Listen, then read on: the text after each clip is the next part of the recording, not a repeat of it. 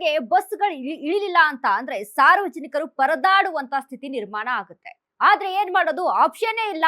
ನಮ್ಮ ಬೇಡಿಕೆಗಳನ್ನ ಸರ್ಕಾರ ಪೂರೈಸ್ತಾ ಇಲ್ಲ, ಹಾಗಾಗಿ ನಾವು ಬಸ್ ಓಡಿಸೋದಿಲ್ಲ ಅಂತ ಇದೀಗ ಅಲ್ಲಿ ಬಸ್ ಡ್ರೈವರ್ಸ್ಗಳು ಕಂಡಕ್ಟರ್ಸ್ಗಳು ಇದೀಗ ಸ್ಟ್ರೈಕ್ಗೆ ಮುಂದಾಗಿದ್ದಾರೆ. ಹಾಗಾದ್ರೆ ನಾಳೆ ನಡೆಯುವಂತಹ ಏನು ಪ್ರೊಟೆಸ್ಟ್ ನಡೆಯುತ್ತಾ ಅಥವಾ ಇನ್ನೊಂದು ಅಧಿಕಾರಿಗಳ ಒಂದು ಸೂಚನೆಯ ಮೇರೆಗೆ ಆದೇಶಗಳ ಮೇರೆಗೆ ನಡೆಯಲ್ವಾ ಅನ್ನುವಂತ ಒಂದಿಷ್ಟು ಅನುಮಾನಗಳು ವ್ಯಕ್ತವಾಗ್ತಾ ಇರುವಂತದ್ದು. ಹಾಗಾದ್ರೆ ನಾಳೆಯ ಸ್ಟ್ರೈಕ್ ಏನಾಗುತ್ತೆ ಅನ್ನುವಂತ ವಿಚಾರಕ್ಕೆ ಸಂಬಂಧಪಟ್ಟಂತೆ ಇಲ್ಲಿ ಚರ್ಚೆಯನ್ನ ಮಾಡ್ತೇವೆ.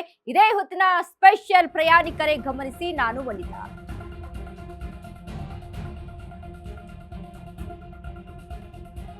ಇದೀಗ ಬೆಂಗಳೂರಲ್ಲಿ ಬಿಎಂಟಿಸಿ ಬಸ್ಗಳು ಓಡಾಟವನ್ನು ನಡೆಸುತ್ತಾ ಇಲ್ವಾ? ವಿವಿಧ ಬೇಡಿಕೆ ಈಡೇರಿಸುವಂತೆ ಸಾರಿಗೆ ಸಿಬ್ಬಂದಿ ಪ್ರೊಟೆಸ್ಟ್ಗೆ ಮುಂದಾಗಿದ್ದಾರೆ. ರಾಜ್ಯ ಸರ್ಕಾರದ ವಿರುದ್ಧ ಸಿಡಿದೆದ್ದ ಸಾರಿಗೆ ಸಿಬ್ಬಂದಿ ನಾಳೆ ಬಸ್ಗಳು ರೋಡಿಗಿಳಿಯೋದು ಬಹುತೇಕ ಡೌಟ್.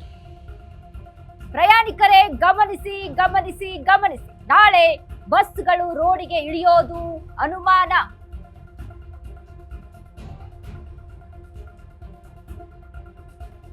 ಇದೀಗ ಸಾಕಷ್ಟು ಗೊಂದಲವನ್ನ ಹುಟ್ಟಿ ಹಾಕ್ತಾ ಇದೆ. ನಾಳೆ ಬಸ್ಗಳು ರೋಡಿಗೆ ಇಳಿಯುತ್ತೋ ಇಲ್ವೋ ಅನ್ನುವಂಥದ್ದು. ಯಾಕಂದ್ರೆ ಈಗಾಗಲೇ ಪ್ರೊಟೆಸ್ಟ್ಗೆ ಮುಂದಾಗಿರುವಂತಹ ಸಾರಿಗೆ ಸಿಬ್ಬಂದಿ. ಸೊ ಹೀಗಾಗಿ ಒಂದು ರೀತಿಯಾಗಿ ಸರ್ಕಾರಕ್ಕೆ ಒಂದ್ ಕಡೆ ಆದಂತ ಟೆನ್ಷನ್ ಶುರುವಾಗಿದೆ, ಸಾರ್ವಜನಿಕರಿಗೂ ಕೂಡ ಮತ್ತೊಂದು ಟೆನ್ಷನ್ ಶುರುವಾಗಿದೆ. ಸೊ ಹೀಗಾಗಿ ಬಸ್ಗಳು ಇಳಿಯುತ್ತೋ ಇಲ್ವೋ, ಬಸ್ಗಳು ಇಳಿದಿಲ್ಲ ಅಂತ ಅಂದ್ರೆ ನಾವು ಪ್ರಯಾಣವನ್ನ ಹೇಗ್ ಮಾಡೋದಪ್ಪ, ಆಫೀಸ್ಗೆಲ್ಲ ಹೇಗ್ ಹೋಗೋದು? ಸಾರಿಗೆ ನೌಕರರು ವಿವಿಧ ಬೇಡಿಕೆಗಳ ಈಡೇರಿಕೆಗೆ ಒತ್ತಾಯ. ನಾಳೆ ಕೆಎಸ್ಆರ್ಟಿಸಿ ಸೇರಿ 4 ನಿಗಮದ ಸಾರಿಗೆ ನೌಕರರ ಪ್ರತಿಭಟನೆ. ಬೆಂಗಳೂರು ಚಲೋಗೆ ಕರೆ ಕೊಟ್ಟಿರುವಂತಹ ಸಾರಿಗೆ ನೌಕರರು. ಬಿಎಂಟಿಸಿ ಕೆಎಸ್ಆರ್ಟಿಸಿ ಬಸ್ ಸಂಚಾರದಲ್ಲಿ ವ್ಯತ್ಯಯವಾಗುವ ಸಾಧ್ಯತೆ. ಅನಂತ ಸುಬ್ಬರಾವ್ ನಿಧನದಿಂದ ಮುಂದೂಡಿಕೆ ಆಗಿದ್ದ ಜನವರಿ 29ರ ಮುಷ್ಕರ. 38 ತಿಂಗಳ ವೇತನ ಹೆಚ್ಚಳದ ಹಿಂಬಾಕಿ ಹಾಗೂ ವೇತನ ಪರಿಷ್ಕರಣೆಗೆ ಒತ್ತಾಯ. ಆದರೆ ಸಾರಿಗೆ ನೌಕರರ ಬೇಡಿಕೆಗಳಿಗೆ ಸಕಾರಾತ್ಮಕವಾಗಿ ಸ್ಪಂದಿಸಿದ ಸರ್ಕಾರ. ರಾಜ್ಯ ವ್ಯಾಪಿ ಹೋರಾಟಕ್ಕೆ ಕರೆ ನೀಡಿರುವ ಸಾರಿಗೆ ನೌಕರರ ಸಮಿತಿ. ನಾಳೆ ಬೆಳಗ್ಗೆ ಸಾವಿರಾರು ನೌಕರರಿಂದ ಫ್ರೀಡಂ ಪಾರ್ಕ್ನಲ್ಲಿ ಪ್ರೊಟೆಸ್ಟ್. ಪ್ರತಿಭಟನಾ ಸಮಾವೇಶದಲ್ಲಿ ಮುಂದಿನ ಹೋರಾಟದ ರೂಪುರೇಷೆ ನಿರ್ಧಾರ. ನಾಳೆ ಸಂಜೆಯೊಳಗೆ ಬೇಡಿಕೆ ಈಡೇರದಿದ್ದರೆ ರಾಜ್ಯಾದ್ಯಂತ ಬಸ್ ಬಂದ್ ಆಗುತ್ತೆ. ನಾಡಿದ್ದು ರಾಜ್ಯದಲ್ಲಿ ಬಸ್ ಬಂದ್ ಮಾಡಲು ಸಂಘಟನೆಗಳ ನಿರ್ಧಾರವನ್ನು ತೆಗೆದುಕೊಂಡಿದ್ದಾರೆ. ಸಾರಿಗೆ ನೌಕರರು ವಿವಿಧ ಬೇಡಿಕೆಗಳ ಈಡೇರಿಕೆಗೆ ಒತ್ತಾಯ ಇಲ್ಲಿ ಕೇಳಿ ಬರ್ತಾ ಇರುವಂತದ್ದು. ನಾಳೆ ಕೆಎಸ್ಆರ್ಟಿಸಿ ಸೇರಿ 4 ನಿಗಮದ ಸಾರಿಗೆ ನೌಕರರ ಪ್ರತಿಭಟನೆ. ಬೆಂಗಳೂರು ಚಲೋಗೆ ಕರೆ ಕೊಟ್ಟಿರುವ ಸಾರಿಗೆ ನೌಕರರು. ಬಿಎಂಟಿಸಿ ಕೆಎಸ್ಆರ್ಟಿಸಿ ಬಸ್ ಸಂಚಾರದಲ್ಲಿ ವ್ಯತ್ಯಯವಾಗುವ ಸಾಧ್ಯತೆ. ಅನಂತ ಸುಬ್ಬರಾವ್ ನಿಧನದಿಂದ ಮುಂದೂಡಿಕೆ ಆಗಿತ್ತು ಜನವರಿ 29ರ ಮುಷ್ಕರ. 38 ತಿಂಗಳ ವೇತನ ಹೆಚ್ಚಳದ ಹಿಂಬಾಕಿ ಹಾಗೂ ವಿವಿಧ ಬೇಡಿಕೆಗಳ ಈಡೇರಿಕೆಗೆ ಸಾರಿಗೆ ನೌಕರರು ಇದೀಗ ಪ್ರತಿಭಟನೆಗೆ ಮುಂದಾಗಿರುವಂತದ್ದು. ಇದೀಗ ಸಾಕಷ್ಟು ಗೊಂದಲವನ್ನ ಹುಟ್ಟಿ ಹಾಕ್ತಾ ಇರುವಂತದ್ದು. ಯಾಕಂದ್ರೆ ಅನುಮಾನವನ್ನ ಹುಟ್ಟಿ ಹಾಕ್ತಾ ಇದೆ, ನಾಳೆ ಬಸ್ಗಳು ರೋಡಿಗೆ ಇಳಿಯುತ್ತೋ ಇಲ್ವೋ ಅನ್ನುವಂಥದ್ದು. ಯಾಕಂದ್ರೆ ಒಂದ್ ಕಡೆ ಈಗಾಗಲೇ ಸಾರಿಗೆ ಸಿಬ್ಬಂದಿಗಳು ಪ್ರೊಟೆಸ್ಟ್ ಅನ್ನ ಮಾಡಬೇಕು ಅಂತ ಮುಂದಾಗಿರುವಂತದ್ದು. ಆದ್ರೆ ಮತ್ತೊಂದು ಕಡೆ ಅಧಿಕಾರಿಗಳು ಇದೀಗ ಪ್ರೊಟೆಸ್ಟ್ ಅನ್ನ ಮಾಡಕೂಡದು ಅಂತ ಆದೇಶವನ್ನ ಹೊರಡಿಸ್ತಾ ಇರುವಂತದ್ದು. ಸೊ ಹೀಗಾಗಿ ಸಾಕಷ್ಟು ಗೊಂದಲವನ್ನ ಹುಟ್ಟಿ ಹಾಕ್ತಾ ಇದೆ. ನಾಳೆಯ ಪ್ರೊಟೆಸ್ಟ್ ಪ್ರಯಾಣಿಕರು ಗಮನಿಸಬೇಕಾದಂತ ಸುದ್ದಿ. ಸರ್ಕಾರದ ವಿರುದ್ಧ ಸಮರಕ್ಕಿಳಿದ ಸಾರಿಗೆ ನೌಕರರು. ಮುಷ್ಕರಕ್ಕೆ ಮುಂದಾದ ಸಾರಿಗೆ ಸಿಬ್ಬಂದಿಗೆ ಚೆಕ್ಮೇಟ್. ಸಾರಿಗೆ ಇಲಾಖೆಯಿಂದ ನೋ ವರ್ಕ್ ನೋ ಪೇ ಆದೇಶ. ಸಾರಿಗೆ ನೌಕರರು ರಜೆ ತೆಗೆದುಕೊಳ್ಳಬಾರದು, ಕಡ್ಡಾಯವಾಗಿ ಕರ್ತವ್ಯಕ್ಕೆ ಹಾಜರಾಗಬೇಕು. ಬೆಂಗಳೂರು ಚಲೋದಲ್ಲಿ ಭಾಗಿಯಾಗಬಾರದು. ಹೋರಾಟದಲ್ಲಿ ಭಾಗಿಯಾದ್ರೆ ವೇತನ ಕಡಿತ. ಅನಧಿಕೃತವಾಗಿ ಗೈರಾಗುವವರ ವಿರುದ್ಧ ಶಿಸ್ತು ಕ್ರಮ. ಎಲ್ಲರೂ ಕೆಲಸಕ್ಕೆ ಹಾಜರಾಗುವಂತೆ ಸೂಚನೆ.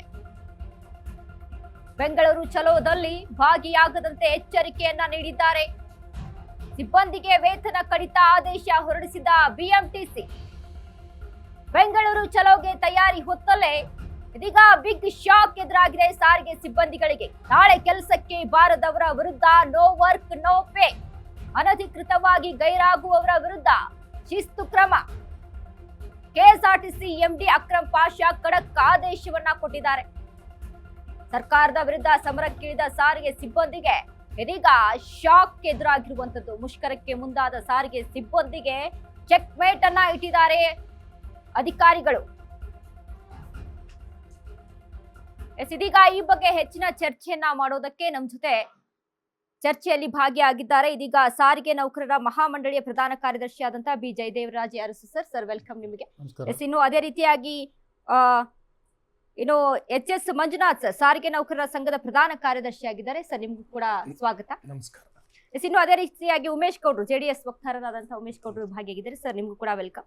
ಇನ್ನು ಬಿಜೆಪಿ ವಕ್ತಾರರಾದಂತಹ ಜಯದೇವ್ ಸರ್ ಇದ್ದಾರೆ. ಸರ್ ನಿಮ್ಗೂ ಕೂಡ ವೆಲ್ಕಮ್. ಸರ್ ಇದೀಗ ನಾಳೆ ಬಸ್ಗಳ ರೋಡಿಗೆ ಇಳಿಯುತ್ತೋ ಇಲ್ವೋ ಅನ್ನುವಂತಹ ಅನುಮಾನ ಈಗಾಗಲೇ ಸಾರಿಗೆ ಸಿಬ್ಬಂದಿಗಳು ಅದನ್ನ ಅನೌನ್ಸ್ ಮಾಡ್ಕೊಂಡಿದ್ದಾರೆ. ಒಂದ್ ಕಡೆ ಅಂದ್ರೆ ಏನಂದ್ರೆ ಈಗ ನಾಳೆ ನಾವು ಪ್ರೊಟೆಸ್ಟ್ ನ ಮಾಡ್ತೀವಿ, ನಮ್ಮ ಬೇಡಿಕೆಗಳ ಈಡೇರಿಕೆ ಆಗ್ಬೇಕು ಅಂತ. ಬಟ್ ಮತ್ತೊಂದ್ ಕಡೆ ಇದೀಗ ಸರ್ಕಾರದಿಂದ ಒಂದಿಷ್ಟು ಒತ್ತಡಗಳು ಬರುವಂತದ್ದು. ಸೊ ಇದ್ರ ಬಗ್ಗೆ ಹೇಳೋದಾದ್ರೆ ಮೇಡಮ್, ಸರ್ಕಾರದ ಒತ್ತಡಗಳನ್ನು ಸರ್ಕಾರದ ಸಂಧಾನಗಳಂತೂ 4 ಬಾರಿ ವಿಫಲ ಆಗಿದೆ. ಅವರು ಪ್ರೆಸ್ ಮೀಟನ್ನು ನಾನು ನೋಡಿದ್ದೀನಿ.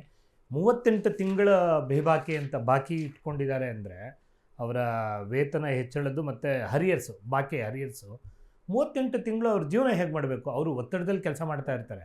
BMTC ನೌಕರರನ್ನು, KSRTC ನೌಕರಗಳನ್ನು ನಾವು ಹಗಲು ರಾತ್ರಿ ನೋಡ್ತಾ ಇರ್ತೀವಿ. ಬಹಳ ಒತ್ತಡವಾಗಿ ಸೇವೆಯನ್ನು ಮಾಡ್ತಾ ಇದ್ದಾರೆ ಬೆಂಗಳೂರಿನ ಜನಕ್ಕೂ ರಾಜ್ಯದ ಜನಕ್ಕೆ. ಅವ್ರಿಗೆ ಕೊಡೋದನ್ನು CM ನವರು ಮೊದಲೆಲ್ಲ ಹೇಳಿದರು, ಇಲ್ಲ ನಾನು ಕಾರ್ಮಿಕರ ಪರ ಇದ್ದೀನಿ, ನೀವು ಬನ್ನಿ ಕೂತು ಮಾತಾಡಿ ಅಂತ. 4 ಸಂಧಾನ ಸಭೆಗಳಾಗಿರ್ಬೋದು, 4 ವಿಫಲ ಆಗಿದೆ. ಅಂದರೆ ಸರ್ಕಾರದ ಮೇಲೆ ಭರವಸೆ ಹೋಗಿದೆ ಅವ್ರಿಗೆ. ಸರ್ಕಾರದ ಮೇಲೆ ಭರವಸೆ ಹೋಗಿರೋದ್ರಿಂದ ಅವ್ರಿಗೆ ಬೇರೆ ಯಾವುದೂ ದಾರಿ ಇಲ್ದಿರ ಅವ್ರಿಗೆ ದಾರಿ ಹಿಡಿದಿದ್ದಾರೆ ಅಂತೇಳಿ ವೈಯಕ್ತಿಕವಾಗಿ ನಾನಾದರೂ ಕೂಡ ಭಾವಿಸ್ತೇನೆ.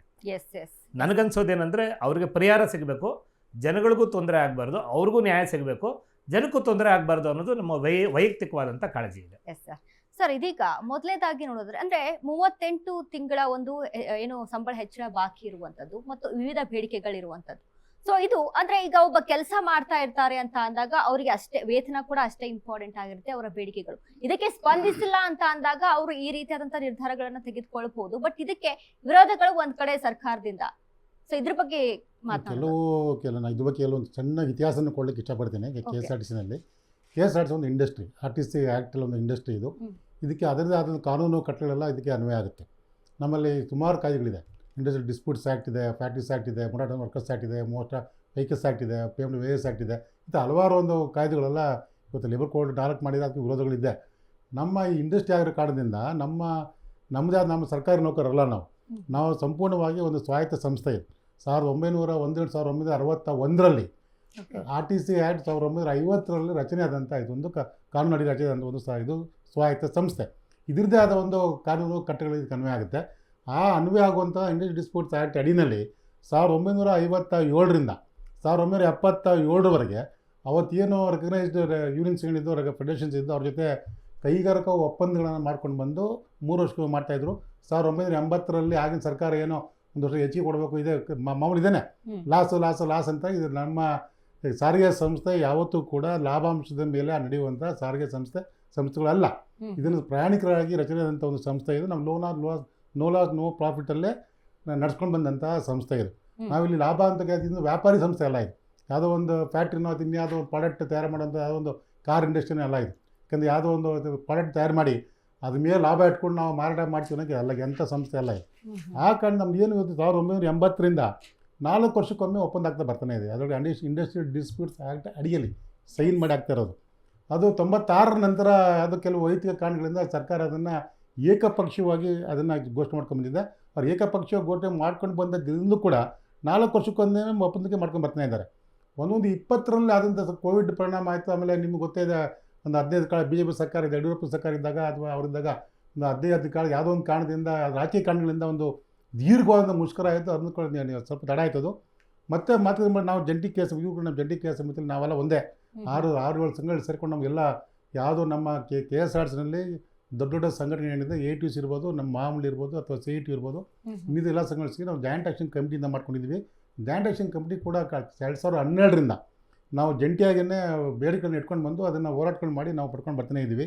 ಅದೇ ರೀತಿ ನಮ್ಮ ಶೆಟ್ಟರ್ ಅವರು ಮುಖ್ಯಮಂತ್ರಿಯಾಗಿದ್ದಾಗ ಅವು ಕೂಡ ಇದೇ ರೀತಿ ವಿಳಂಬ ಆದ್ಕೊಂಡು ಅವತ್ತು ಸ್ಟ್ರೈಕ್ ಮಾಡಿದಾಗ ಶೆಟ್ಟರ್ ಅವರನ್ನು ಇವ್ರಿಗೆ ಅಶೋಕ್ ಅವರು ಟ್ರಾನ್ಸ್ಪೋರ್ಟ್ ಮಿನಿಸ್ಟರ್ ಆಗಿದ್ದರು. ಆವಾಗ ನಿರ್ದೇಶನ ಕೊಟ್ಟು ಹೋದ ರಾತ್ರಿ 2 ಗಂಟೆಗಳಲ್ಲಿ ಒಪ್ಪಂದ ಆಯ್ತದು. ಮತ್ತು 2016ರಲ್ಲಿ ಇದೇ ರೀತಿ ಏನು ಏಕಪಕ್ಷೀಯ ಘೋಷಣೆ ಮಾಡ್ತೀವಿ ಅಂತೇಳಿ ಎಲ್ಲ ಕಾನೂನುಗಳನ್ನ ಬದಿಗೊತ್ತಿ ಇವತ್ತೆಲ್ಲ ಸಂವಿಧಾನ ಅಂತೇಳಿ ಸಂವಿಧಾನದ ಬುಕ್ಕನ್ನು ಹಿಡಿದುಕೊಳ್ತಾರೆ, ಅಂಬೇಡ್ಕರ್ ಇಶ್ಯೂ ಹೇಳ್ತಾರೆ. ಬಟ್ ಆ ಸಂವಿಧಾನಬದ್ಧವಾದಂಥ ಹಕ್ಕುಗಳನ್ನು ಕಿತ್ತುಕೊಳ್ಳುವಂಥ ಪ್ರಯತ್ನಗಳನ್ನ ಇವತ್ತು ಸರ್ಕಾರ ಮಾಡ್ತಾಯಿದೆ. ನಾವು ಕೇಳಿದ್ರೆ ಯಾಕೆ ಅಂತ ಕಿತ್ಕೊಳ್ತೀರಿ, ಬರೀ ಪುಸ್ತಕದಲ್ಲಿ ಇಟ್ಕೊಂಡು ಅದನ್ನು ಘೋಷಣೆ ಮಾಡಬೇಡಿ. ಅದನ್ನು ನೀವು ಅದನ್ನು ಏನು ರಚನೆ ಮಾಡಿದ್ದಾರೆ ಅಂಬೇಡ್ಕರ್ ಅವರು, ಅದನ್ನು ಕಾನೂನಾತ್ಮಕ ಮಾಡಿದ ರಚನೆಯನ್ನು ಅದನ್ನು ಅನುಷ್ಠಾನಕ್ಕೆ ತರುವಂಥ ಜವಾಬ್ದಾರಿ ಒಂದು ಪ್ರಜಾಪ್ರಭುತ್ವದ ಅಡಿಯಲ್ಲಿ ಸರ್ಕಾರಕ್ಕಿಂತ ಇದ್ದೇ ಇರುತ್ತೆ. ಆ ಒಂದು ಪ್ರಜಾಪ್ರಭುತ್ವದ ಅಡಿಯಲ್ಲಿ ಇರ್ತಕ್ಕಂಥ ಸರ್ಕಾರದ ನೈತಿಕ ಜವಾಬ್ದಾರಿ ಇದೆ, ಸಂವಿಧಾನ ಜವಾಬ್ದಾರಿನ ಅದನ್ನು ಅವರು ನಿಭಾಯಿಸ್ತಾ ಇಲ್ಲ. ನಾವಿವತ್ತು ಒಂದೊಂದು 20 ಆಗಬೇಕಾದಂತಹ ಒಪ್ಪಂದ ಪರಿಷ್ಕರಣೆ ಇದು ಹೇಳಿದ್ನ, ಕೋವಿಡ್ ಕಾರಣ ಇರ್ಬೋದು, ಅದರಿಂದ ಮುಷ್ಕರ ಇರ್ಬೋದು, ಅದು ತಡ ಆಯ್ತದೆ. ಆಮೇಲೆ 17/3/23 ಏನೋ ನಾವು ಮಾತುಕತೆ ಮಾಡಿ ಅದನ್ನು 15% ಘೋಷಣೆ ಮಾಡಿದ್ರು. ಮಾಡಿದಾಗ ಏನು ಮಾಡಿದ್ರು ಅಂದರೆ ಮತ್ತೆ 20 ಆಗಬೇಕಾಯ್ತದು, ಮತ್ತು 24 ಮತ್ತೆ 4 ವರ್ಷದಿಂದ ಒಪ್ಪಂದ ಆಗಬೇಕು. ನಾನು ಸ್ಪಷ್ಟವಾಗಿ ಹೇಳಿದ್ರೆ 4 ವರ್ಷದ ಅವಧಿ ಇದೆಯಲ್ಲ, ಅದು ಆ ಅವಧಿನ ಬದಲಾವಣೆ ಮಾಡೋದಕ್ಕೆ ಯಾರಿಗೂ ಆಗೋದಿಲ್ಲ. ಅದು ಯಾಕಂದರೆ ಅದು ಇಂಡಸ್ಟ್ರಿಯಲ್ ಡಿಸ್ಪ್ಯೂಟ್ ಆ್ಯಕ್ಟಲ್ಲಿ ಅದ್ರ ಕಾನೂನುಬದ್ಧವಾಗಿ ಆದಂಥ ಒಂದು ಅವಧಿ, ಅದು ಆ ಅವಧಿಯನ್ನು ಬದಲಾವಣೆ ಮಾಡಬೇಕಾದ್ರೆ ಮತ್ತೊಮ್ಮೆ ಅದು ನಮ್ಮ ಕಾರ್ಮಿಕ ಸಂಘಟನೆ ಜೊತೆ ಮಾತುಕತೆ ಮಾಡಿ ಅವರು ಒಪ್ಪಂದ ಮಾಡಿ ಅವ್ರು ಒಪ್ಪಂದ ಮಾತ್ರನೇ ಅದು ಅವಧಿಯನ್ನು ಬದಲಾವಣೆ ಮಾಡೋದಕ್ಕೆ ಸಾಧ್ಯ. ಇವ್ರಿಗೆ ಯಾವುದೋ ಒಂದು ಕಾರಣಗಳು ಕೊಟ್ಟು ಸರ್ಕಾರ ಇಲ್ಲ ಯಾವುದೋ ಒಂದು ಆರ್ಡ್ರ್ 17/3/23 ಆರ್ಡರ್ ತೋರಿಸ್ತಾರೆ. ಆ ಆರ್ಡ್ರ್ ಅದು ಕರೆಕ್ಟಾಗಿದೆ, ಆರ್ಡ್ರದು ಅದರಲ್ಲಿ ಏನು ಯಾವುದೂ ವ್ಯತ್ಯಾಸಗಳಿಲ್ಲ. ನಾವು 27ಕ್ಕೆ ಮಾಡ್ತೇನೆ, 28ಕ್ಕೆ ಮಾಡ್ತೇನೆ, ಇಲ್ಲ 25 ಮಾಡ್ತೇನೆ, ಶ್ರೀನಿವಾಸ ಮೂರ್ತಿ ಕಮಿಟಿ ಬರೀ 14 ತಿಂಗಳು ಮಾತ್ರ ವೇತನ ಕೊಡೋದಕ್ಕೆ ರೆಕಮೆಂಡ್ ಮಾಡಿದೆ ಅಂತೇಳಿ ನಾನು ಒಂದು ಪ್ರಶ್ನೆ ಸರ್ಕಾರಕ್ಕೆ ಕೇಳ್ತೇನೆ. ಇದುವರೆಗೂ ಕೂಡ ಎಲ್ಲ ವೇತನಗಳ ಒಪ್ಪಂದಗಳ ಹೆಚ್ಚು ಕಮ್ಮಿ ಇವತ್ತು ನಮ್ಗೆ 18 ಬಾರಿ ಆಗಿದೆ. 1957ರಿಂದ ಕಳೆದ 23ವರೆಗೆ ಆದಂತಹ ಒಪ್ಪಂದಗಳು 18 ಬಾರಿ ವೇತನ ಪರಿಷ್ಕರಣೆ ಆಗಿದೆ. ಸರ್ಕಾರದಾಗಿರೋದು ಮೊನ್ನೆ ಸೇರಿಸಿ 7 ಬಾರಿ ಆಗಿರೋದು. ಅಂದರೆ ನಮ್ಮದು 3 ವರ್ಷಕ್ಕೊಮ್ಮೆ 4 ವರ್ಷಕ್ಕೊಮ್ಮೆ ಆಗಬೇಕಾದಂಥದ್ದು ಕಡ್ಡಾಯ ನಿಗದಿವಾಗತ್ತೆ. ಸರ್ಕಾರದಲ್ಲಿ ಆ ಥರ ಇಲ್ಲ. 7 ವರ್ಷಕ್ಕೆ ಮಾಡ್ತಾರೆ, 8 ವರ್ಷಕ್ಕೆ ಮಾಡ್ತಾರೆ, ಕೆಲಸ 5 ವರ್ಷಕ್ಕೆ ಮಾಡ್ತಾರೆ. ಅದು ರಾಜಕೀಯ ಕಾರಣಗಳಿಂದ ಆಗುವಂಥ ವೇತನ ಪರಿಷ್ಕರಣೆ. ನಮ್ದು ಹಂಗಲ್ಲ, ಅದು ನಮ್ಮದು ಸ್ಪಷ್ಟವಾಗಿ ಕಾನೂನಿನ ಅಡಿಯಲ್ಲಿ ಆಗುವಂಥ ವೇತನ ಒಪ್ಪಂದಗಳು ಒಂದು ನಿರ್ದಿಷ್ಟ ಅವಧಿಗೆ ಆಗುತ್ತೆ. ಬಟ್ ಆ ಅವಧಿನ ಬದಲಾವಣೆ ಮಾಡೋಕ್ಕೆ ಹೊರಟು ಸರ್ಕಾರ ನಿಜಕ್ಕೂ ಅದು ಸಂವಿಧಾನ ವಿರೋಧವಾದದ್ದು, ಅದನ್ನು ನಾವು ಒಪ್ಪಲಿಕ್ಕೆ ತಯಾರಿಲ್ಲ. ಅದನ್ನು ಮಾಡಿ ಒಂದೊಂದು 20 ಬದಲಾವಣೆ ಮಾಡಿ ತಯಾರಿಲ್ಲ. ಅದನ್ನು 32 ತಿಂಗಳು ವೇತನ ಬಾಕಿ ಅದಕ್ಕೆ ಕೊಡಬೇಕು ನಾವು ಕೇಳ್ತೀವಿ. ಅಂದರೆ ಸರ್ಕಾರ ಇಂದಿನ BJP ಸರ್ಕಾರ ಹೊರಡಿಸಿದ ಆದೇಶದಲ್ಲಿ 1/20ರಿಂದನೇ ನಮ್ಮ ವೇತನಗಳನ್ನು ಹೆಚ್ಚಿಗೆ 15% ಏನು ವೇತನ ಹೆಚ್ಚಿಗೆ ಮಾಡಿದರೆ ಅದನ್ನು ವೇತನ ಹೆಚ್ಚಿಗೆ ಮಾಡಿದ್ದಾರೆ. ಜೊತೆಗೆ ಅದೇನು ಇಂಕ್ರಿಮೆಂಟ್ ಕೊಡಬೇಕಾಗಿತ್ತು, ಇಂಕ್ರಿಮೆಂಟ್ನ ಅವರು ಕೂಡ 20, 21, 22, 23 ಎಲ್ಲ ಇಂಕ್ರಿಮೆಂಟ್ ಕೊಟ್ಕೊಂಡು ಕೂಡ ಬಂದಿದ್ದಾರೆ. ಅದೇ ರೀತಿ 20ರಿಂದ 38 ತಿಂಗಳು ಯಾರೋ ನಿವೃತ್ತರಾಗಿದ್ದಾರೆ ಬೈ ದಟ್ ಟೈಮ್ ಸುಮಾರು 12,000 ಜನ ಎಲ್ಲ ಕಾರ್ಮಿಕರು ನಿವೃತ್ತರಾಗಿಬಿಟ್ಟಿದ್ರು. ಆ ನಿವೃತ್ತರಾದ ನೌಕರರಿಗೂ ಕೂಡ ಏನು 15% ವೇತನ ಪರಿಷ್ಕರಣೆ ಆಯಿತು, ಆ ವೇತನ ಪರಿಷ್ಕರಣೆನ 24 ಇದೆ ಸರ್ಕಾರನೇ ಹೆಚ್ಚು ಕಮ್ಮಿ ಒಂದು 300 ಕೋಟಿನ ಕೊಟ್ಟವರು ಅದನ್ನು ಅವ್ರಿಗೆ ಅವ್ರಿಗೂ ಕೂಡ ವಿಸ್ತರಣೆ ಮಾಡಿದ್ದಾರೆ. ಅದೆಲ್ಲ ಮಾಡಿದ್ರು ಕೂಡ ಈಗ ಯಾವುದೋ ಒಂದು ನೆಪ ಹೊಡ್ಕೊಂಡು ನಮ್ಮದು 15/4 ಮುಖ್ಯಮಂತ್ರಿಗಳ ಮುಂದೆ ಮೊದಲನೇ ಸಭೆ ನಡೀತು. ಅದಕ್ಕೂ ಬದಲು 10/9/1 ಇವರು ಸಾರಿಗೆ ಮಂತ್ರಿಗಳು ನಮ್ಮನ್ನು ಮೀಟಿಂಗ್ ಮಾಡೋದು ಜಾಯಿಂಟ್ ಆಕ್ಷನ್ ಕಮಿಟಿಯಲ್ಲಿ. ಅವತ್ತು ಅವರಲ್ಲಿ ರಾಹುಲ್ ಗಾಂಧಿ ಇಲ್ಲೇ ನಂತರ ದಾಖಲೆ ಇರಬೇಕು ತೋರಿಸ್ತೀನಿ. ಅವರೇ ಸಹಿ ಮಾಡಿದಂತಹ ಪ್ರೊಸೀಡಿಂಗ್ಸಲ್ಲಿ ನಮ್ಮಲ್ಲಿ ಇವತ್ತು ವೇತನ ಇದು ದರ ಪರಿಷ್ಕರಣೆ ತುಂಬ ಆಗಿಲ್ಲ. ಯಾಕಂದರೆ BMTC 2017 ಇಲ್ಲ, KSRTC ಮತ್ತು ಹಿರೇ ಸಾರಿಗೆ ಸಂಸ್ಥೆಯಾಗಿದ್ದು 2021ರಲ್ಲಿ. ಅದರಲ್ಲೂ 17ರಲ್ಲಾದಂತಹ ವೇತನ ಇದು ದರ ಪರಿಷ್ಕರಣೆ ಅದರಲ್ಲೂ 2% ಜನ ಗಲಾಟೆ ಮಾಡೋದು, ಅದನ್ನು 2% ಕಡಿಮೆ ಮಾಡಿದ್ರು ಸರ್ಕಾರಗಳು. ಮಾಡ್ಕೊಳ್ಳಿ, ಅದು ಸರ್ಕಾರಕ್ಕೆ ಬಿಟ್ಟಂಥ ವಿಷಯ. ಅದು ಈಗ ಯಾವಾಗ ಇದನ್ನು ಸ್ವಾಯತ್ತ ಸಂಸ್ಥೆಯಿಂದ ಒಂದು ಕಡೆ ಸ್ವಾಯತ್ತ ಸಂಸ್ಥೆ ಅಂತ ಹೇಳ್ತಾರೆ ನಮಗೆ ಕೊಡಬೇಕಾದಾಗ ಅದನ್ನು ಇಲ್ಲೇ ಇದಕ್ಕೆ ವಿಧಾನಸಭೆಗೆಲ್ಲ ಗೊತ್ತಿರುತ್ತೆ, ಇವೆಲ್ಲ ರಾಜಕಾರಣಗಳಿಗೆಲ್ಲ ಗೊತ್ತಿರುತ್ತೆ. ಇಲ್ಲಿಗೆ ನನ್ನ ಹತ್ರ ಇದೆ, ಇದು ಸ್ವಾಯತ್ತ ಸಂಸ್ಥೆ, ಇದು ಸರ್ಕಾರಿ ನೌಕರನ್ನ ನಾವು ಮಾಡೋಕ್ಕೆ ಬರೋದಿಲ್ಲ. ಏನಿದ್ರು ಅವರ ಆಂತರಿಕ ಸಂಪನ್ಮೂಲಗಳಿಂದನೇ ಎಲ್ಲವನ್ನು ಅವರು ವೇತನ ವೆಚ್ಚಗಳನ್ನು ಎಲ್ಲ ವೆಚ್ಚ ಬಳಸ್ಕೊಳ್ಬೇಕಾಗತ್ತೆ ಅನ್ನೋದು ಮಾತನ್ನು ಹೇಳ್ತಾರೆ. ಇವಾಗ ಹೇಳ್ತೀನಿ 1980 ನಮ್ಮ ಕ್ಯಾಪಿಟಲ್ ಅಮೌಂಟ್ ಬರ್ತಾಯಿಲ್ಲ, ಕೇಂದ್ರ ಸರ್ಕಾರದಲ್ಲಿ ಇಂದ ಬರ್ತಾಯಿಲ್ಲ. ಕೇವಲ ಏನು ಇವೆಲ್ಲ ಗಲಾಟೆ ಮಾಡಿದಾಗ ಒಂದಿಷ್ಟು ಯಾವುದೋ ಒಂದು ಅಮೌಂಟನ್ನು ಈಗ ಕೊಟ್ಬಿಟ್ಟಿದ್ದೀನಿ, ಬಸ್ಗಳು ಕೊಡಿ ಆ ಮಾತು ಹೇಳ್ತಾರಲ್ಲ, ಅದೆಲ್ಲ ನಾವು ನಮ್ಮ ಸಂಘಟನೆಗಳನ್ನ ಕೇಳಿದ್ದೇವೆ. ಒಂದು ಸ್ಪಷ್ಟವಾದ ಒಂದು ನಿಲುವಿರಬೇಕು. ಸರ್ಕಾರಕ್ಕೆ ಒಂದು ಟ್ರಾನ್ಸ್ಪೋರ್ಟ್ ಪಾಲಿಸಿ ಅಂದರೆ ಒಂದು ಪಾಲಿಸಿನ ಡೆಫಿನೆಟ್ ಪಾಲಿಸಿನ ಇಟ್ಕೊಳ್ಬೇಕಾಗುತ್ತೆ.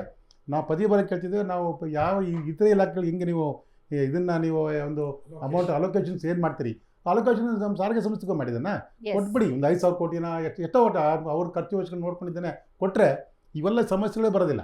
ಯಾಕಂದರೆ ಅವರು ಬಸ್ ತೊಗೊಳಿಗಿಲ್ಲ. ಇವತ್ತು 40% ಶ್ರೀನಿವಾಸ ಮೂರ್ತಿ ಕಮಿಟಿಯವರು ಕೊಟ್ಟಂಥ ರಿಪೋರ್ಟಲ್ಲೇ 40% buses they are all over ಏಜಿಂದ ಅವರೇ ಕೊಟ್ಟರು ರಿಪೋರ್ಟ್. ಅವ್ರಿಗೆ ಬೇಕಾಗಿ ಎಲ್ಲ ಓದಿಬೇಕಾರೆ 40% ವೆಹಿಕಲ್ಸು ಯಾಕೆ ಹಿಂಗಾಗುತ್ತೆ? ದರಗಳು ಇವತ್ತು ಡೀಸೆಲ್ ಅವರು ಹೇಳಿದ್ದಾರೆ, ಇವತ್ತು 60-70 ರೂಪಾಯಿ ಡೀಸೆಲ್ 102 ರೂಪಾಯಿ ಆಗಿದೆ ಅಂತೇಳಿ.